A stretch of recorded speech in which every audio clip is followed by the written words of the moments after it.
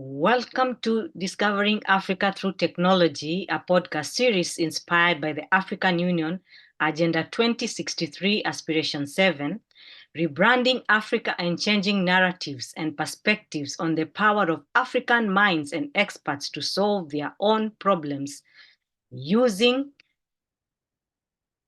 African knowledge and experts. With me, Razia Kulatein Mwawanga. This month, we celebrate the International Women's Day on investing in women, accelerate progress. Through recognizing and honoring feminist African women change makers who have done exceptional work to invest and accelerate progress in their careers and professional spheres of work and influence.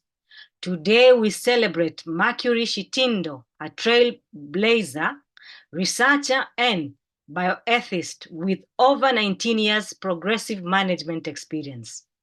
She is also the current chairperson of Africa Bioethics Network that promotes bioethical practices on the African continent. Mercury serves on several prominent boards in Africa and globally, including being the chair and member of eLive's Global South Advisory Committee for Open Science. She is a training advisory committee member of the Scaling Up Capacity to Support Conduct of Ethical She is a training advisory committee member for the Scaling Up Capacity to Support Conduct of Clinical Trials in East African Community Project. She's also a co-editor-in-chief of the African Journal of Bioethics and one of the pioneers of the establishment of the African Journal of Bioethics.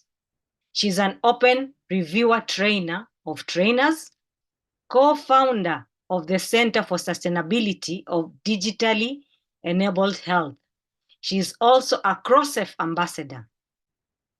She is an ethics course, curriculum developer, trainer, technical expert, and consultant for global impact. She is a human rights and human dignity promoter through research, writing, training, and capacity building.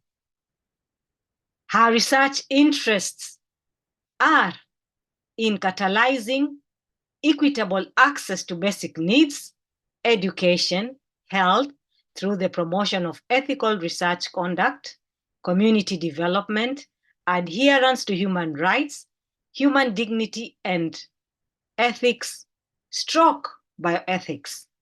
Welcome to Discovering Africa Through Technology, the home of African great minds and solutions. So today, Mercury, we shall be talking on invest in women and accelerate progress. And we shall be talking to and on the topic of feminist change makers supporting women in STEM and research. So Mercury, tell us about Mercury and your work as a feminist change maker. Thank you, Razia, for that elaborate introduction. When it's read by somebody else, I guess it sounds like that's not me, but thank you. In response to your question, I would say my contribution or how I view myself as a feminist change maker is through the work that I do in catalyzing equitable access to basic needs, education, and healthcare. This is because it is through this work that I'm able to focus on advocating for gender equity and women empowerment, especially in STEM fields. I try very hard, or as much as I can, to mentor young women who I meet or come across in my line of work. And I try to guide them, and some of them I work with them and see how I can be able to break the systemic barriers that we already have and amplify some of the voices we have And as much as we are also focusing on women empowerment, it also means focusing on marginalized communities and being able to represent them and helping them as well have decision-making capacities, or being able to be represented or have a voice, be able to be part of decision-making processes and any kind of advocacy. Thank you. Wow, that's quite interesting. Okay, when we talk about the International Women's Day, in relation to the work that you are doing, you're saying you've been mentoring young women, you've been breaking systematic barriers, and everything that goes with it. So how is the environment looking at the current trend in terms of women and in technology and in STEM, and especially in your area of expertise? What can you say about that? What I'd say is that we have made a lot of stride. There's a lot which is being done and is yet to be done, but that is still at the surface level, and we still have the opportunity to be able to continue addressing some of the inequalities. The reason why I'm talking about this is that I come from the urban area, and when you're in the urban area, yes, we've met some of these barriers, but we have the tools that we need to also fight them, even though sometimes we are not as successful, but we have the tools, we have the know-how. But this does not trickle down to everybody who I would say maybe comes from like the rural area or something like that. So we need to be able to continue with the struggle, to be able to have equality, be able to challenge the gender stereotypes that we already have, and be able to advance policies and practices that promote inclusivity, diversity, and empowerment of all women, especially in STEM areas and research domains. Because you find that, yes, as much as we have a lot that has already been done, we still encounter instances where the simple fact of being a woman represents a barrier to what you want to achieve. So I don't know if that answers you, or you'd want to follow up with a question. Yes, I would. That answers it a little bit, and I would just like to follow up on what you've said, because you've talked about the inequalities, and we talked about the tools and how they don't trickle down, and also you talked about how we need to invest more to make sure that people have more women have access to those tools, have access to those opportunities. So looking at your portfolio and what you've so far done, what can you say do the policies support? Are there enough resources from, let's say, because you are an expert not only within Kenya, but you're also talking in terms of the African continent and globally. What can you say in terms of, because the theme of this year is investing in women, are there enough resources? And also, No, are there enough good policies that can make sure that no, this equitable, there is no, equity in doing that? And if not, what can we do to make sure that no. there is equity? I know you've had my many no's. Yes, I've had your many no's, yes. But is there a way that you can do it differently? There Because is. like you've excelled with all those challenges, you are still here, you are a name to reckon with. What can we do differently to make sense of all this? We need to have policies in place. You know, it is, you know, when you talk about systemic barriers, you're talking about things which are deeper than what is on the surface. We are talking not about just company policies, we are also talking about culture in general. What are the norms, the gender norms? What do people believe in? Because you see, what people believe in means that even women believe in that. Because I can assure you, if I had the right environment or or conducive environment for me to grow, I believe I would have reached where I am more than 10 years ago. But because it has been a challenge for me to actually get here, it means there's still a lot which needs to be done. And there's a point which I have to mention. I know this does not affect all women, but most women, whether you are a parent or you are not, you're normally somehow in a caregiving role. Meaning that if you are going to do a particular job or you're employed somewhere, it's like that person has employed you with your family, you with your children, you with your dependents. Does that place of work give you the right environment to thrive and grow?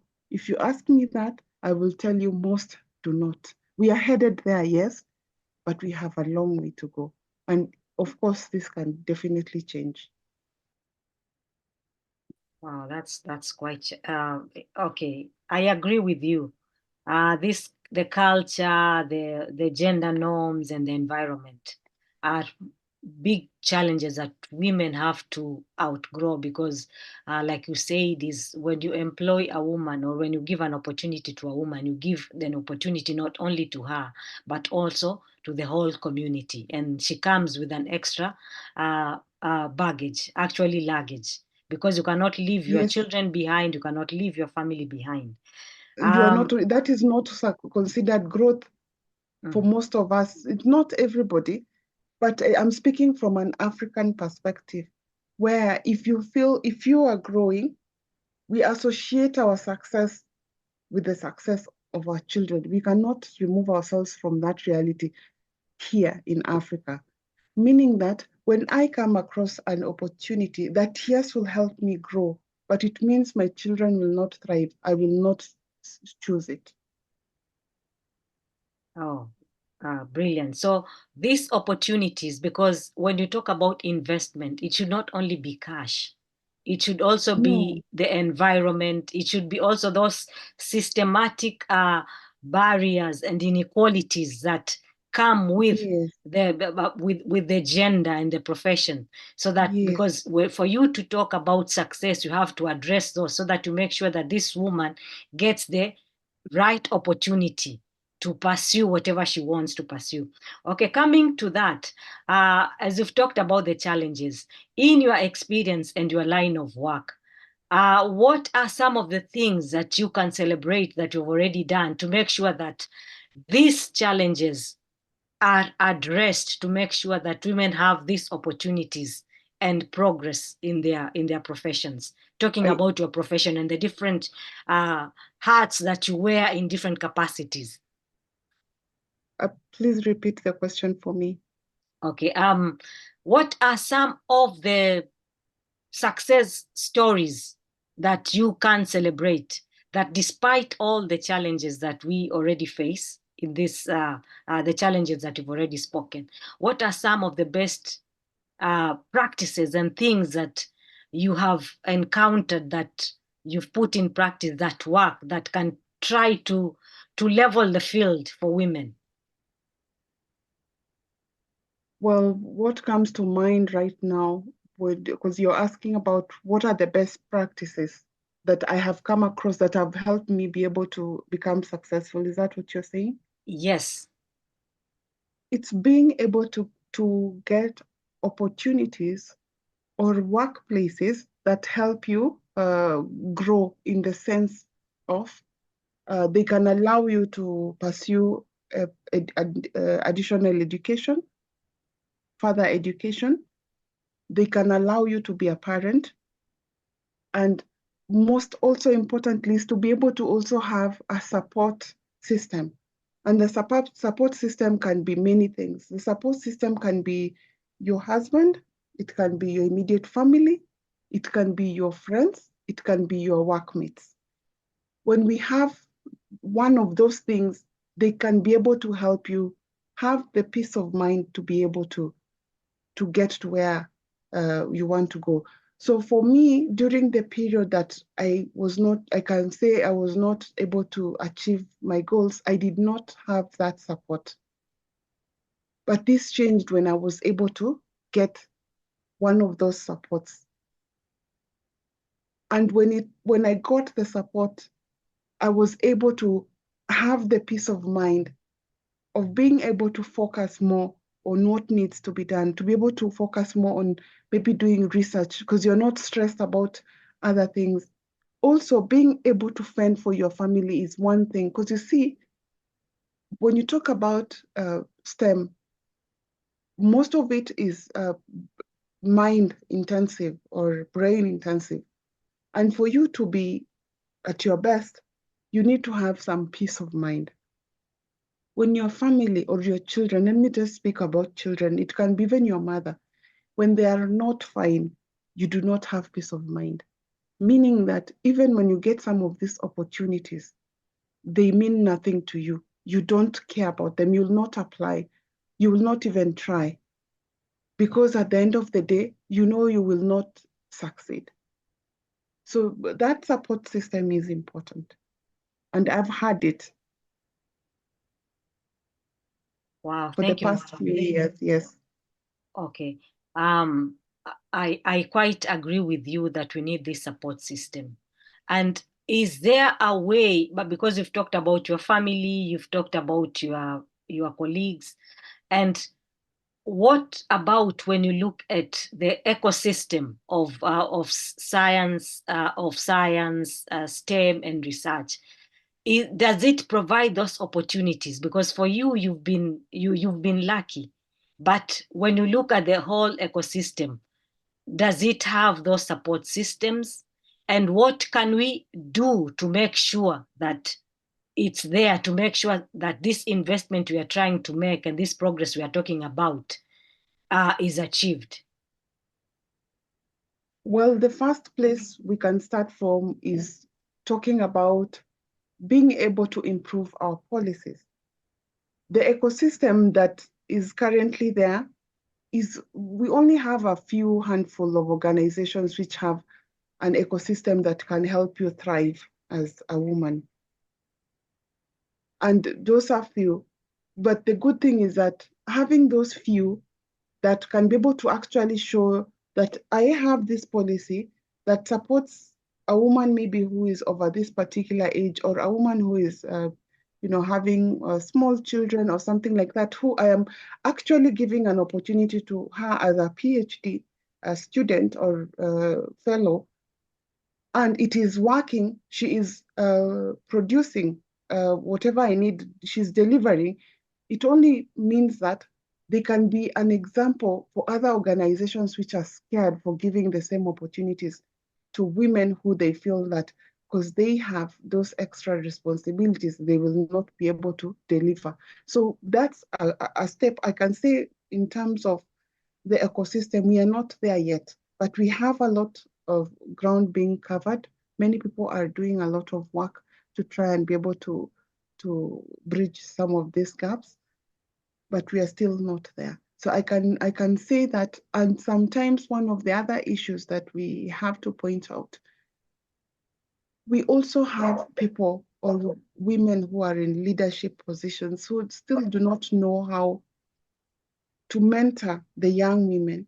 And sometimes, sadly, they act as barriers to the same women they are supposed to support.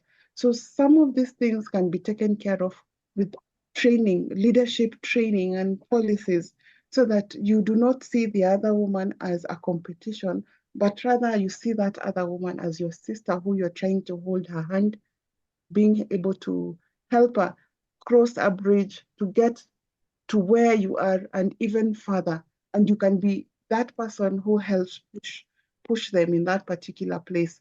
So I can say we do not still have the ecosystem that can actually make a woman thrive unless she really either fights for it, she's very aggressive, or she's very lucky.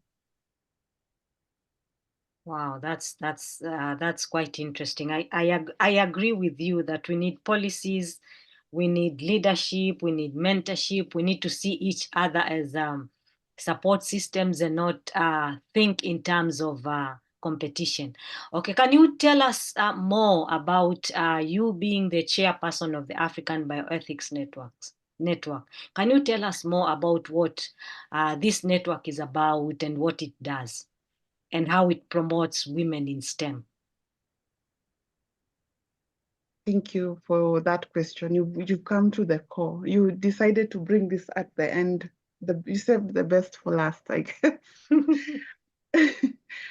Africa Bioethics Network is a network that strives to bring together different experts, people from across the continent to be able to address some of the bioethical challenges we have in Africa, be able to have a platform where we share knowledge, we share best practices, we also share failures so that we can be able to help ourselves be able to move together.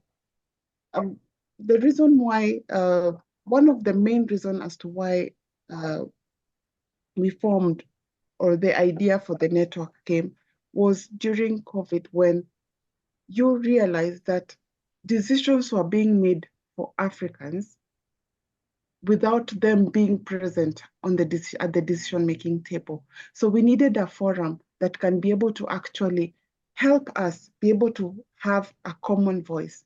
And one other thing is that we find that you might be in Tanzania, you've dealt with a particular issue or challenge, and you were able to successfully deal with it. And then 1 year or 2 years down the line, or even just that same year, Kenya starts experiencing the same problem. But because we exist in silos sometimes, we are not talking to each other. We don't know that Tanzania already had this problem and this was the solution. When we have this particular platform, we can be able to learn from them. Yes, we might not be able to use the solution in exactly the same way because we are different and diverse, but we can be able to learn from them and even their mistakes so that we don't have to spend a lot of resources trying to look for a solution which already has a start. So I've given you an overview of the network. Now, how does it promote women? In so many ways. When you're talking about bioethics, you're talking about human rights, you're talking about dignity, you're talking about treating a person as though they are the most important. Like when you look at an individual, you look at them as a whole person, a person who has intrinsic value, meaning that all of us in the world, we are all important. So as a bioethicist, we try to be able to move things, promote things that can be able to help us look at everybody in the same manner. And one of the ways in which we are doing this is being able to promote or rally for having sex and gender considerations when conducting research.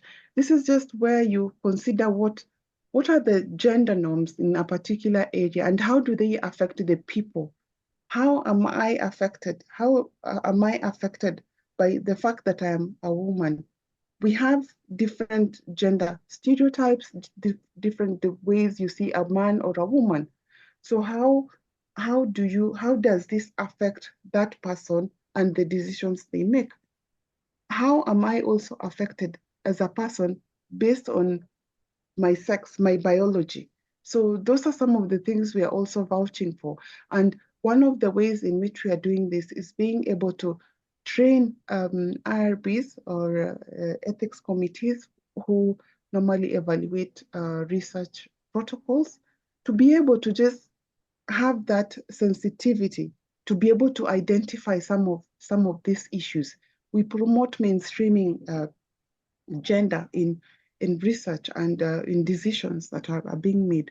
So when you talk about bioethics, you're talking about promoting equality, also promoting equity and dignity. That means being able to look at everybody from the same lens and being able to respond to their needs based on who they are and not necessarily giving them the same kind of solution. So if you are a woman, I will give you a solution that is responsive to you as a woman, and not simply because you're the same. Meaning that I'll just give an example. If I go to like a particular area and set up shop, and I say that this shop is free for everybody to use, so I have supported this community. But what you're not considering is that you have just given everybody the same solution, an equal solution. And you see, equality is not the same as equity. Equity will ask, yes, you've brought the shop here. How are you reaching everybody? Is everybody able to access this shop? There is that woman who does not have time to come to the shop. How can she still get the same service if it's a hospital? There's that person who is disabled. How can they still get to the hospital? There is that man who's scared of coming to hospital. Have you considered them? So when we look at this, we see that it is taking care of everybody, and it's also able to bring a woman closer to where they're supposed to be. I hope that answers your question. I know I've spoken a lot, and I can continue if I quite agree. This is quite insightful because this is very important, ethical research and sustainable research, because you cannot do sustainable research if it is not ethical.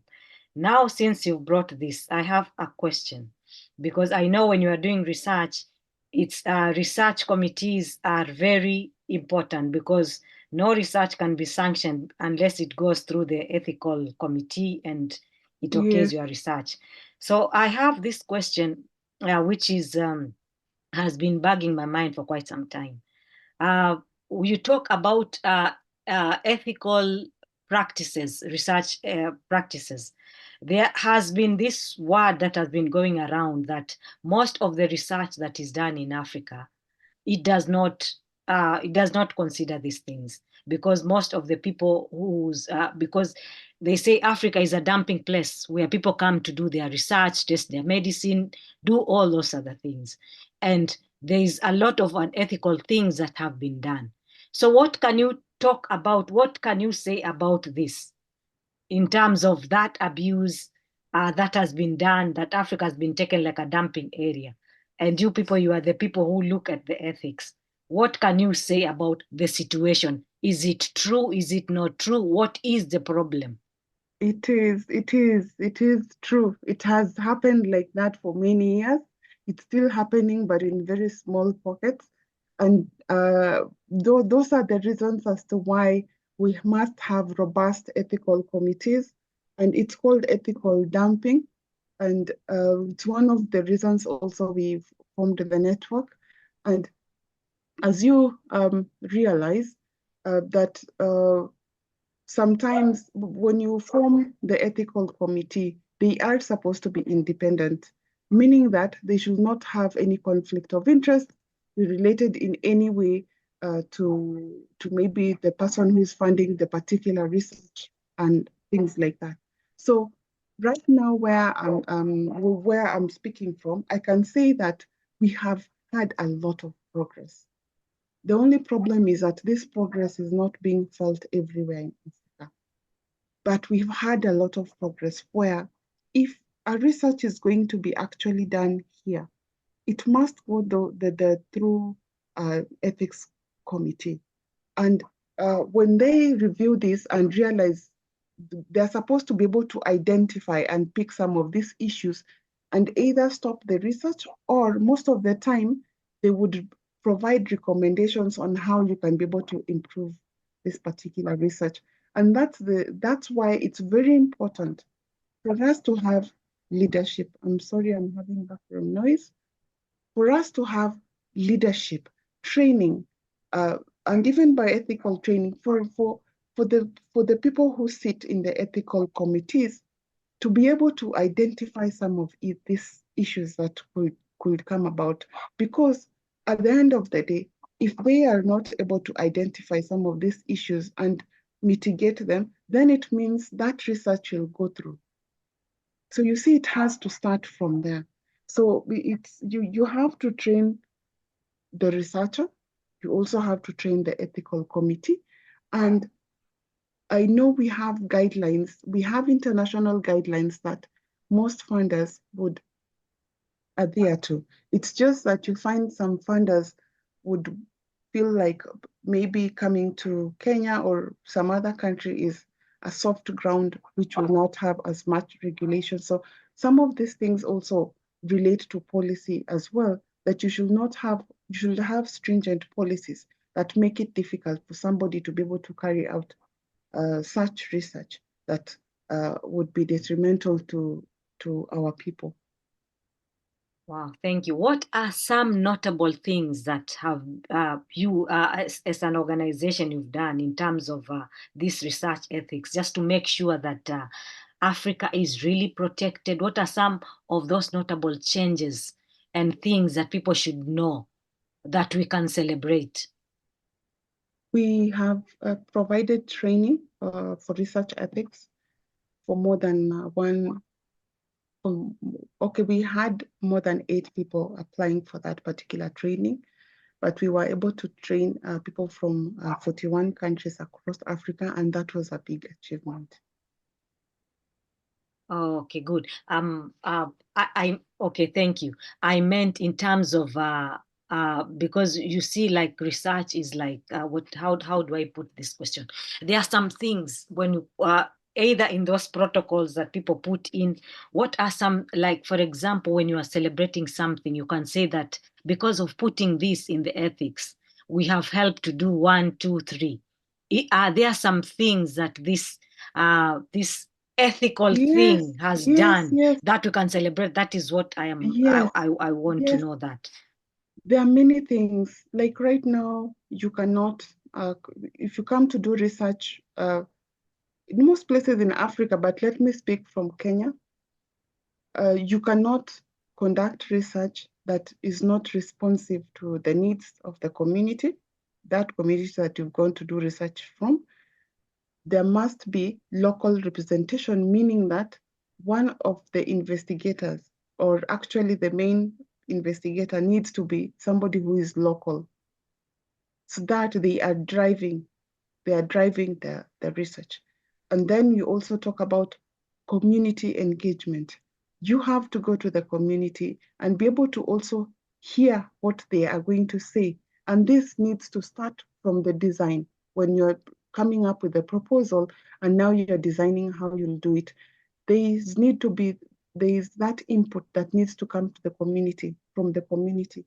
Yes, it's not fully adhered to, but most ethical reviewers are able to pick that out and be able to ask some of these questions. Another thing is when you consider risks and benefits, those ones are considered in the sense that if you come up with a product like a medicinal product, like made a drug or something like that, it should not become inaccessible to the people who helped you with that particular research in this particular sense. If I come up with medicine which is called XYZ, and we did research, it went through these phases of trials, it normally takes many years. And by the end of it all, when we now roll it out as a drug, we sell it at 10,000. Will that person, that community, because you see, of course, not everybody in the community is supposed to access, but you see, you generalize. Are they able to access? No. So that means your work is unethical. And you see, right now, we can be able to now question some of those practices. Or you find that product is not even available, maybe in Kenya. It's being sold in another country. So those are some of the small things now. We have stringent measures. We also have regulators, so that even before somebody does research nowadays, you must get a research permit from NACOSTI. If you are going to do some clinical trial that will involve experiments on human beings, you must get clearance from the Pharmacy and Poisons Board. So we are making a lot of progress, and we've made them. Thank you. So what is your final message in 30 seconds as we celebrate International Women's Day? I would say, where do I start? Okay, I have only 30 seconds. You have 1 minute. It's okay. 1 minute. Okay. Just say what you have. It's okay. Take it up. Just say what you have. It's okay. Great. Together we can be able to build a more inclusive and equitable world where all of us can fit in. Every woman and every girl has the chance to thrive, and we are able to also contribute and lead. We should be able to celebrate some of the achievements and resilience we've had as women, be able to recognize that there's so much that still needs to be done for us to have actually gender parity and equity. And being able to stand in solidarity with each other and take action, we can be able to create a future where women's potential is realized and no one is left behind. With that, I would like to wish you a happy International Women's Day. Thank you very much, Mercury Shitindo. That was very powerful. And you've ended this program with a very good note. And as a takeaway for this program is that research should be participatory, it should be inclusive, it should also consider the rights of the people, their dignity, and also it should consider gender consideration, and also it should be inclusive. So thank you very much for tuning in to Discovering Africa Through Technology. Until next time, thank you for participating. Thank Goodbye. you. Goodbye. Wow, that was powerful. That was powerful. Thank you so much. Thank you so much. Let me stop recording here. It's 1 minute. Okay, thank you so much, Mercury. I will look for you next time. We need to do, Mercury, you've gone.